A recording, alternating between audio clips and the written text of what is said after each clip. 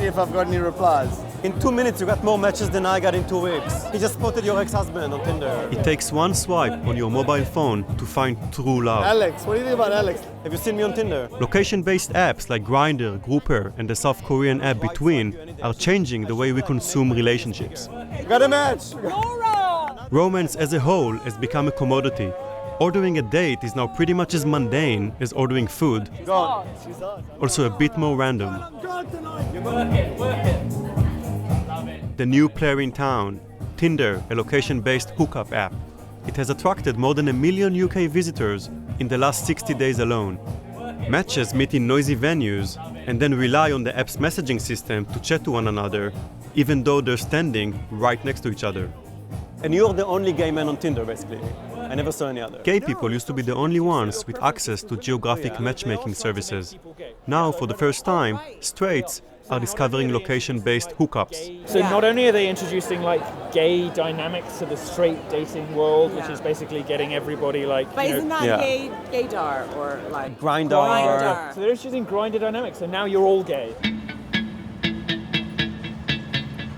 There's 1,000 ways to meet you now. New York, home of the promiscuous dating scene. I'm here to meet sex blogger Carly Sciortino, also known as Slut Ever. I think because of sort of the way, the constructs of heterosexual dating, it was supposed to be, like originally it was called Grindr for straight people. But because of the constructs of heterosexual dating, I think that it sort of evolved pretty quickly from just a hookup app where people were meeting to have sex into more like a dating app.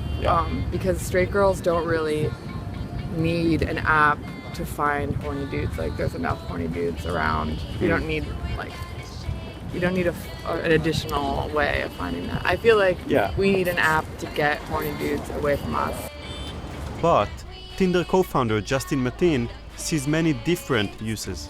The first thing that you notice about someone is their physical appearance. You're either drawn to them or you're not. Yeah. And once you engage in conversation, you look for commonalities. You look at things such as mutual friends, mutual interests, both of which help establish trust between two people. So when you see the recommendation page on Tinder, it's not just a photo. There's a lot more information there, and there's a lot of context around who that person is that you can just derive from the basic information that you have. Not to mention that the algorithm is also picking up other signals and making recommendations based on, both implicit and explicit signals. So it's also looking at your behavior and what you like on Tinder to make those new recommendations. But the whole Tinder experience is very natural and organic, and it's one of the reasons why we're growing at the speed that we are growing. The grim reality is no one in a coffee shop will notice you, as people tend to sink into their devices and snub the immediate environment. So I tried a Tinder date at a coffee shop, but no joy.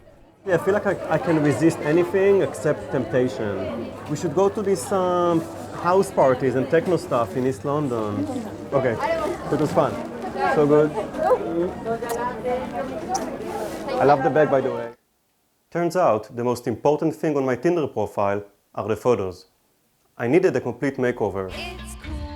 With the UK at number 2 worldwide in Tinder usage, many of us are spending the day swiping left and swiping right. But this obsession could degrade an entire mating process into a do or don't visual medium.